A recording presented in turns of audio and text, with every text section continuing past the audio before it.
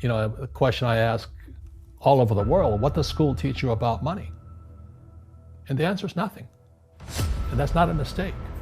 That's not an accident. I knew that, most people know that. But the way to keep the poor and middle class working hard is never teach them what the rich know. So if you read Rich Dad, Poor Dad, which came out in 1997, it's what the rich teach their kids about money, the poor and middle class do not.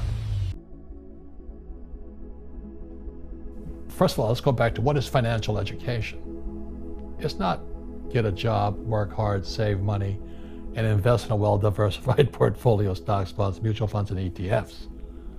That's not it. You know, money is, the financial industry is two things, debt and taxes.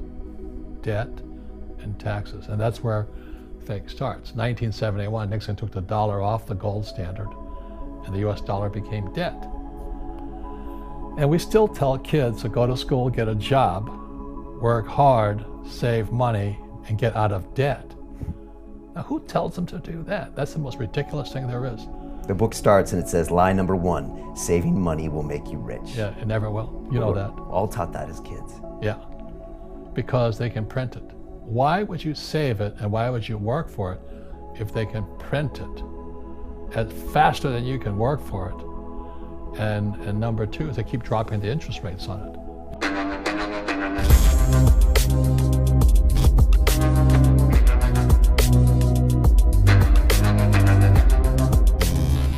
Well, the reason the rich don't work for money is number 1 expense is tax. See, there's 3 kinds of income: earned, portfolio, passive. So earned income is if I get a job, that's earned income.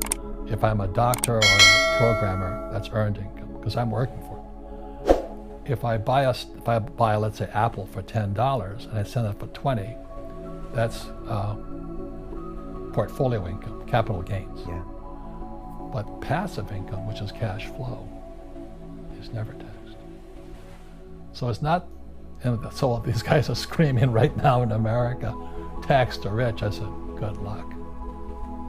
Because most of the guys complaining, they don't know there's 3 kinds of income. And the rich don't have jobs anyway. They have assets. And so the average schmo out there, poor guy, you know, sent the kid to school. They don't learn this. So that's why in Fake, as you were talking about it, there's a newspaper article about Jared Kushner. Yeah. And he explains how the Trumps and the Kushners don't pay taxes and make millions of dollars. And the reporter couldn't understand him because they're not, our schools will never teach you that 3 types of income. Our schools teach us to be ICs, independent contractors. Okay. Or self-employed, or even if you're an employee, you're still an independent contractor as a job.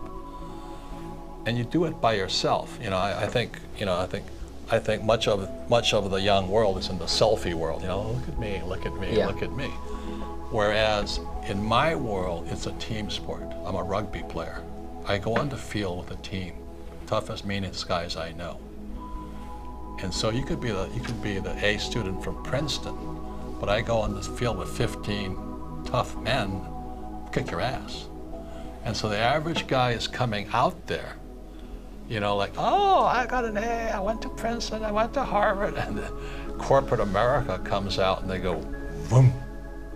So that's why when I talk to young people, I say, look, it's a team sport. So the first person I have is a bookkeeper. Bookkeeper is the lowest paid person on my team, but the most important. Right. The bookkeeper then keeps the accurate records that my accountant can use, and my attorney can use, and my banker can use. That's the combination there. And my banker, my attorney, and my accountant must work together as a team. Most people, their bankers, accountants, and attorneys don't work together as teams. Because in school, we're taught to take our tests on our own. If you ask for help, you're cheating. In my world, it's called cooperation. And what I found with most smart people, they don't know how to cooperate. They don't know how to ask for help. Because in their brains, that's cheating. It means you're stupid. It means you're weak.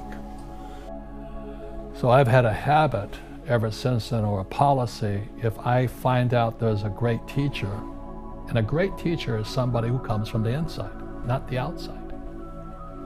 You know, when I was in flight school, I swear to God, my instructors could fly because I flew with them. But in school, you don't know if your instructor is for real or not. That's where the fake teacher comes from. When I was in my MBA program, I was still in the Marine Corps, came back from the war.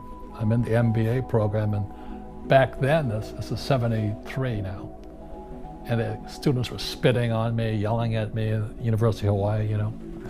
I'm there, I was stupid enough to go in my Marine Corps outfit, my flight suit. And they were yelling at me, baby killer and all this. I'm sitting in this classroom, and my MBA accounting teacher doesn't know accounting, you know. I'm going nuts. I'm not an accountant, but I knew he wasn't an accountant also, so I took him on. I said, are you an accountant? He goes, I have a master's in accountancy.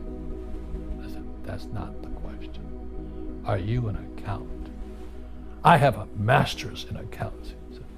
And I stood up and I said, you know, Marines are not the brightest guys. I said, are you an accountant? Same answer. I said, you're a fake.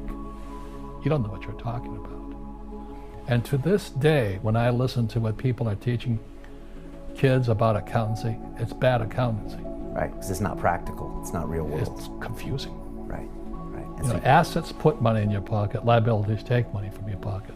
They count anything of value as an asset. They count your car as an asset, your house as an asset. When it's really taking money from your pocket. Your retirement plan, guess what? It's a liability. It's taking money from your pocket every month. And whose pocket does it go to? Wall Street or City of London. And that's why, as you and I know, these funds, you know, they sit there, they go, assets under management. That's what they're paid on. You're not making any money, but they're making fortunes on the fees and assets under management. And most of these hedge fund guys and all that, you're not making any money, but they're sucking the fees out every day. Right. What most people lack is real business knowledge, like accounting, you know, like debt, like taxes. You got to know that stuff, but they don't teach it in school to anybody.